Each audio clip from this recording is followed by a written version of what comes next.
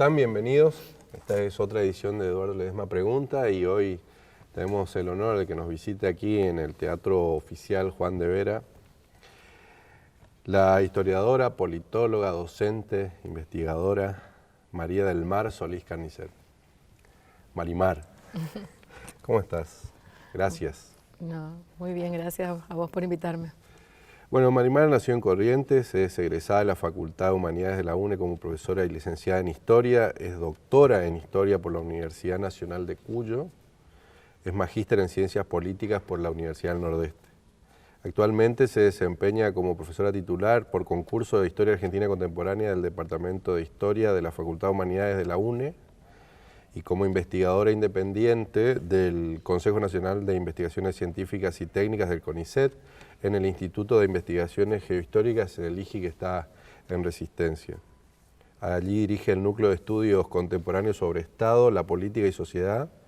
Es directora de la especialización en Historia Regional de la Facultad de Humanidades de la UNE. Su área de investigación es la historia política argentina del siglo XX desde una perspectiva regional. Ha publicado innumerables artículos en revistas y ha publicado también capítulos en varios libros y tiene 3 publicaciones. Las Paradojas de la Política en Tiempos de Reforma, que es el último libro, ¿no? Este se editó este año por el Contexto y por la universidad. Liderazgo y Política en Corrientes, que es el libro de Juan Ramón Vidal, y La Política en los Espacios Subnacionales. Esto se publicó en el año 2012. Además, es miembro de la Junta de Historia de Corrientes, ¿no? Integra la Asociación Argentina de Investigadores en Historia. Bueno, esto es un extracto para televisión de tu currículum. ¿Vos cómo te definís, más allá de esto, de lo que haces, de lo que acreditas académicamente? Y yo me defino como historiadora y docente, o sea, desde el punto de vista de mi trabajo, digamos, creo que esas son las 2 cosas a las que me dedico. Y dentro de la docencia también a la formación de recursos humanos, que en los últimos años me está ocupando un tiempo considerable y que encontré una actividad muy interesante y en la que me siento muy cómoda. Bueno, ¿quién es este hombre? ¿Por qué le dedicaste un libro entero a Juan Ramón Vidal? Y bueno, ese libro fue en realidad mi tesis de maestría en ciencia política, que cuando empecé a plantearme las preguntas para ver cuál iba a ser la tesis que iba a realizar en el marco de esa maestría. Esto fue a fines del siglo XX y en el 2000, 2001, ese fue el momento en el que empecé a hacerme las preguntas que dieron lugar después a la tesis. Y estábamos en un momento de crisis política muy fuerte en Corrientes y en la Argentina, crisis de representación de los partidos políticos, crisis de liderazgos. Y bueno, y en ese contexto empecé a preguntarme acerca de, ¿qué había pasado con la política correntina a lo largo del siglo XX? Y indagando un poquito sobre los partidos políticos, las elecciones, surgió la figura de Juan Ramón Vidal, una figura que atravesó toda la política de la primera mitad del siglo XX, desde fines del siglo XIX, ocupando espacios de relevancia muy importantes a nivel provincial y también en un momento a nivel nacional. ¿Y qué ideario representaba, digamos, cuáles son sus obras, cuáles son sus pensamientos que se rescatan de Vidal? Y Vidal fue un líder, yo diría, bastante pragmático. Es decir que no podemos definir las características de su liderazgo en general para toda la larga etapa en la que él mantuvo su liderazgo, que fueron casi 60 años. Claramente, por el carácter pragmático que... 60 años, ¿no? Sí, 60 años. De diferentes lugares, de diferentes formas, pero fue... Pero estaba. Exacto, fue el árbitro de la política correntina durante todo ese periodo. Desde 1883, que empieza su actividad pública, hasta 1940, en que muere. Claro. Muere siendo senador nacional.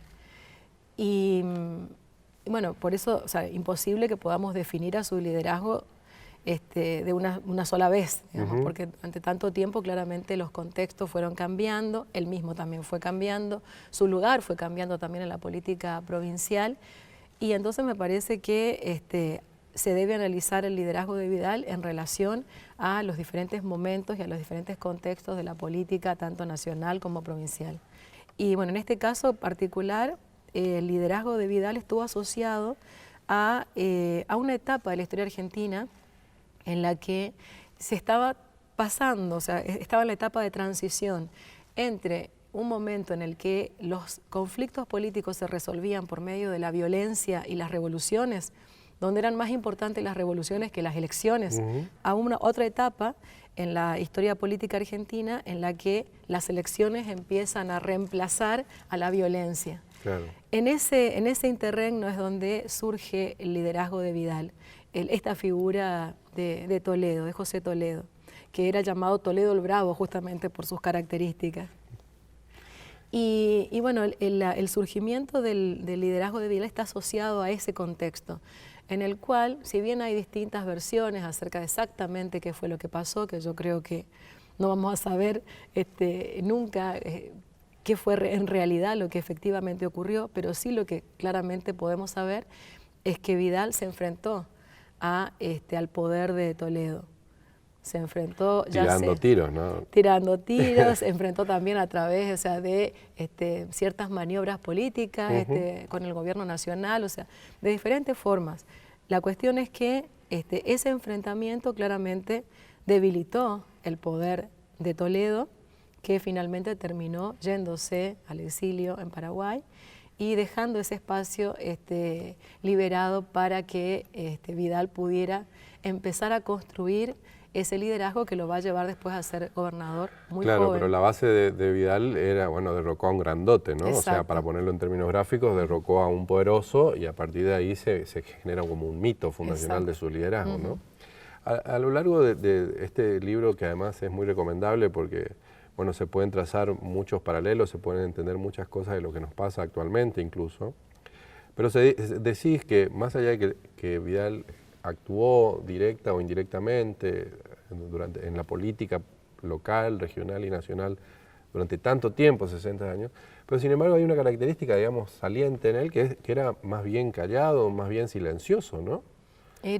No estaba habituado a dar grandes discursos, o sea, el estilo de liderazgo de Vidal era un estilo de liderazgo más bien paternalista y del diálogo cara a cara. No es el único, porque también sabemos, por ejemplo, el caso de Hipólito Yrigoyen, claro, también tuvo características parecidas, o sea, no era un líder que es acostumbrado a dar grandes discursos. Claro, pero más sí, de la rosca política, exactamente, ¿no? Más sí del diálogo cara a cara y de la rosca, del acuerdo, o sea, en eso Vidal era un maestro.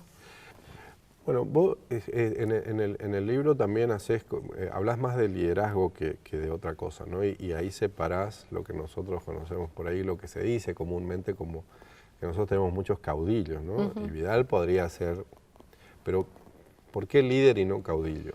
Bueno, a Vidal se lo nombra muchísimas veces en la bibliografía, en la historiografía como caudillo. El último caudillo, claro, y demás. Pero después tuvimos otros, ¿no? Sí. Siempre el último nos queda exactamente. Bueno, en su momento también yo me pregunté acerca de cómo debía definirlo a Vidal, si como caudillo o como líder.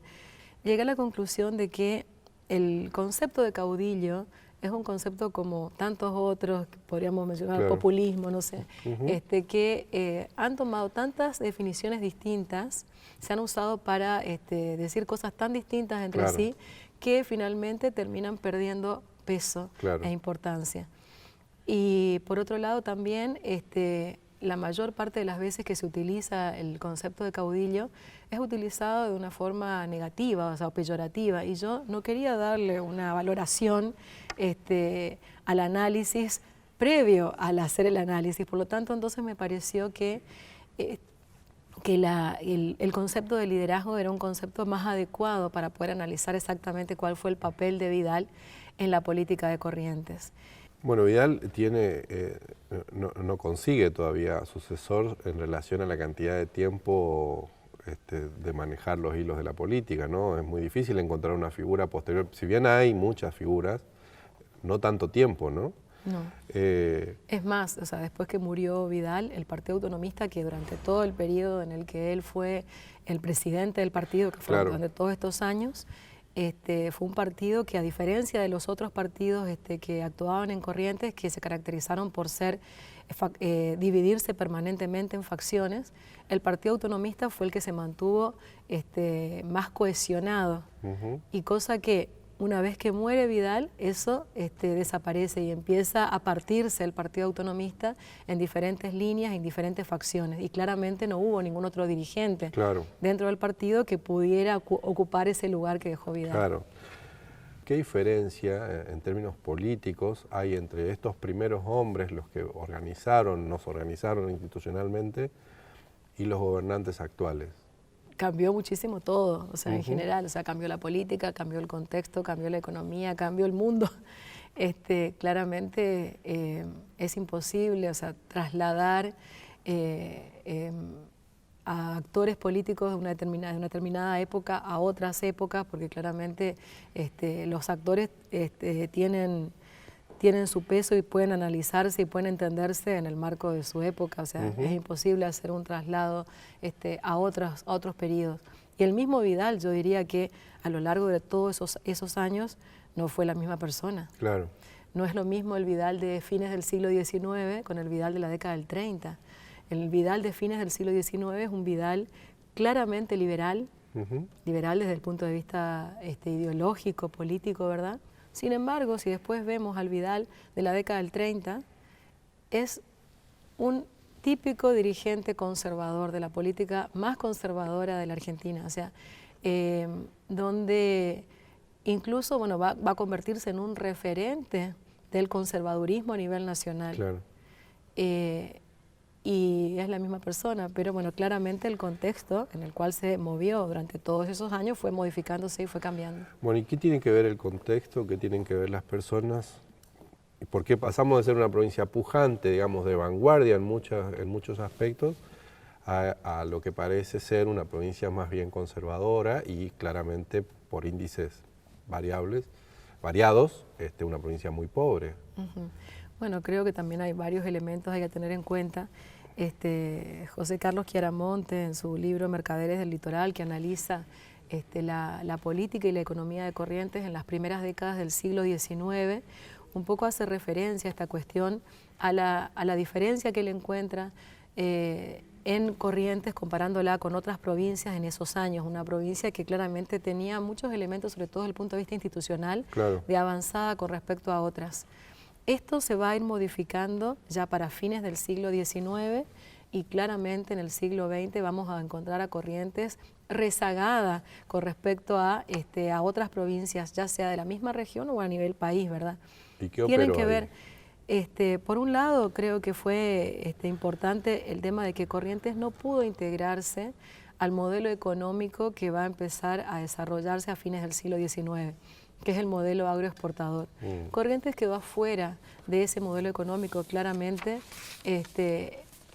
por muchos motivos. Claramente eso derivó en que en un momento en que las provincias que estaban alrededor, Entre Ríos, Santa Fe, lograron un despegue muy importante económicamente, Corrientes quedara totalmente rezagada. Son una serie de elementos que van a afectar ese despegue, ¿verdad?, de Corrientes y ese retraso con respecto a las otras provincias. Además hay que sumarle que durante mediados del siglo XIX Corrientes se vio involucrada en una serie de conflictos armados contra la provincia de Buenos Aires, contra Rosas, digamos, y posteriormente también la guerra del Paraguay.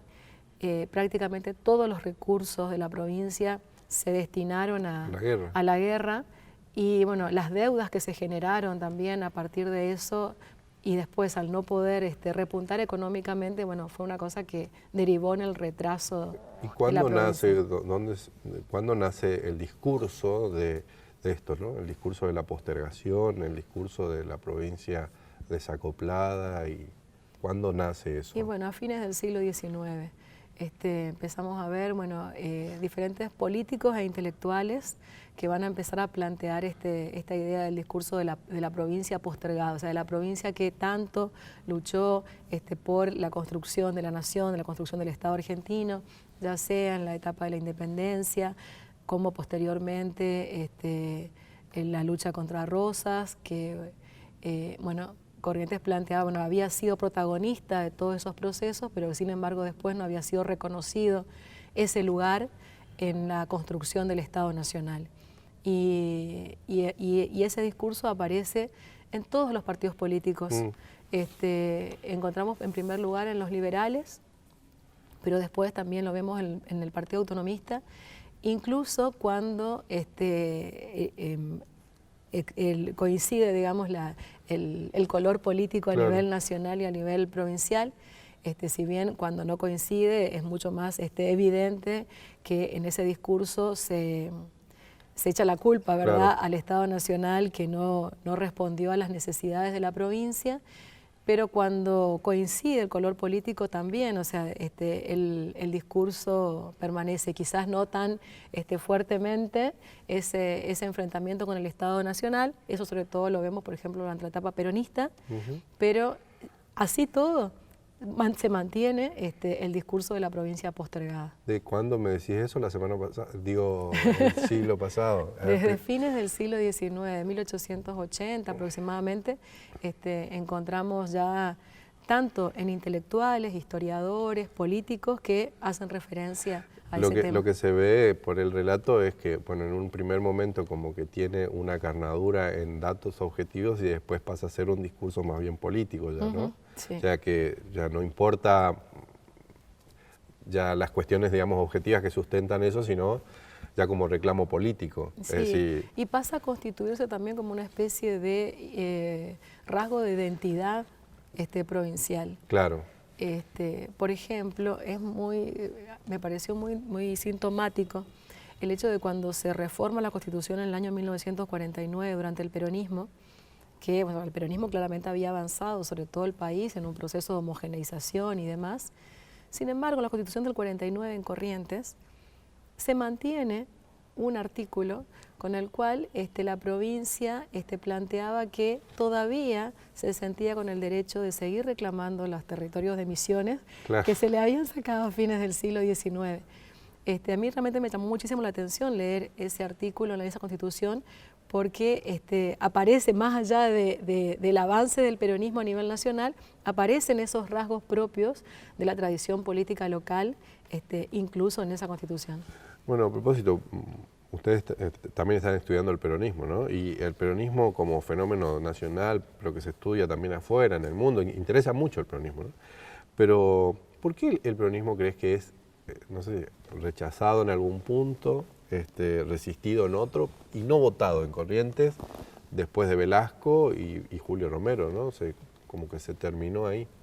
Por un lado, creo que el peronismo de Corrientes, o cómo se constituyó el peronismo en Corrientes, también tiene características particulares.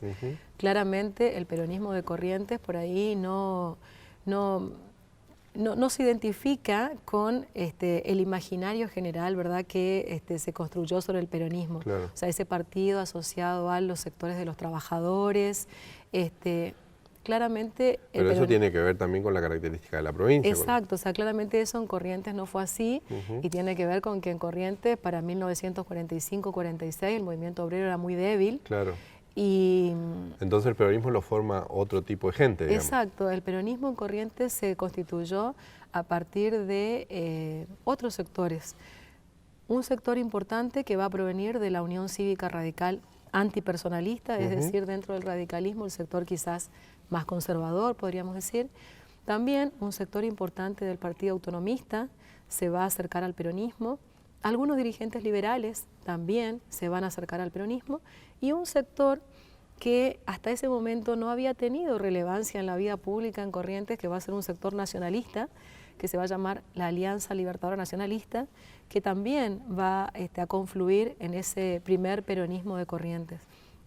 Claramente ese primer peronismo de Corrientes tiene características muy similares a lo que es la cultura política provincial. Claro.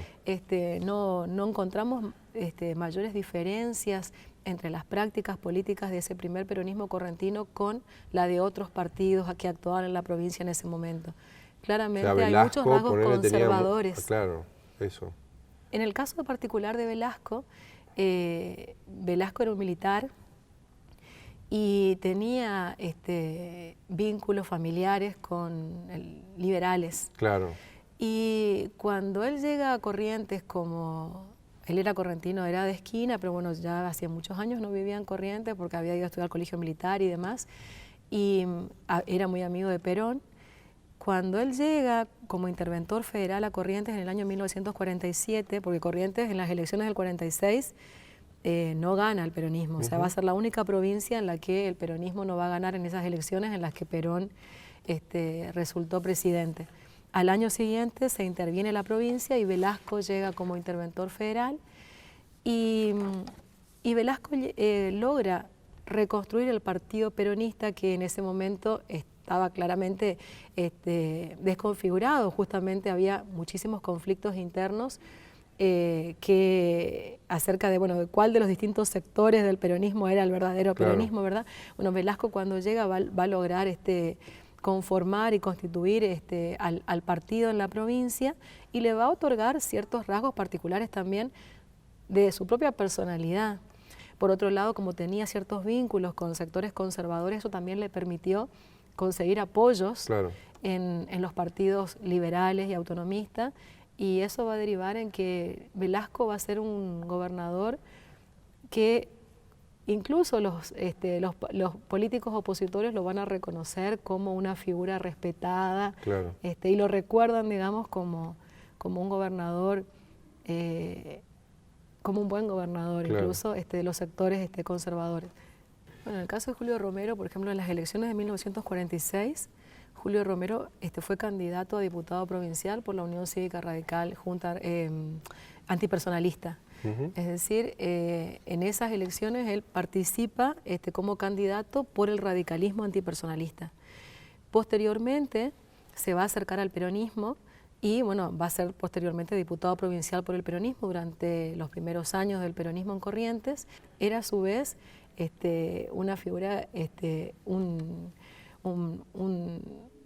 terrateniente, con las características, digamos, de lo que quizás el peronismo representaba como la oligarquía. Claro, claro, había ahí una colisión de intereses, bueno, mínimamente. Pero tiene que ver con las características particulares del peronismo en la provincia, que para poder entenderlo hay que conocer un poco la historia también, y que no necesariamente se deben trasladar, ¿verdad?, los rasgos de otros lugares a Corrientes, pues no se entiende lo que pasó acá. Tiene que ver con rasgos de la cultura política provincial, una cultura política tradicional y conservadora que atraviesa a todos los partidos políticos, los partidos denominados conservadores, pero también al radicalismo y al peronismo.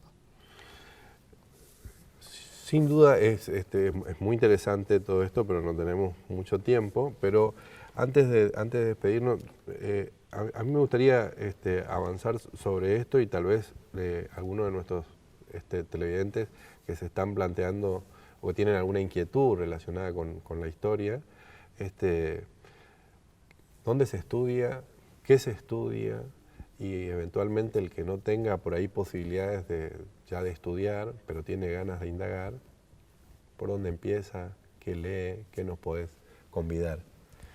Bueno, creo yo, hay muchísimo, sobre todo en los últimos años creció muchísimo la producción en historia regional y en historia de Corrientes en particular. Creo yo que desde la Universidad Nacional del Nordeste y desde el CONICET hay equipos de trabajo que en los últimos años han hecho aportes muy interesantes, no solamente avanzando en el conocimiento de la historia de Corrientes, que hasta hace poco solamente había avanzado hasta fines del siglo XIX, avanzando también entonces hacia el siglo XX, sino también con nuevas miradas y nuevas perspectivas de investigación. Me parece que en ese sentido son importantes no solamente por ahí los libros, que quizás, o sea, un libro es el resultado de muchos años de trabajo e investigación, sino también la posibilidad de tener acceso a las publicaciones en revistas. Hay muchísimo hoy en día en internet, revistas como por ejemplo, bueno, en el instituto, en el IGI, se publica La Folia Histórica del Nordeste, que es una revista que se publica ya hace muchísimo tiempo y que en los últimos años está accesible a través de la red, y a la cual uno puede tener acceso a las últimas investigaciones que se vienen haciendo sobre la historia de Corrientes y la historia regional.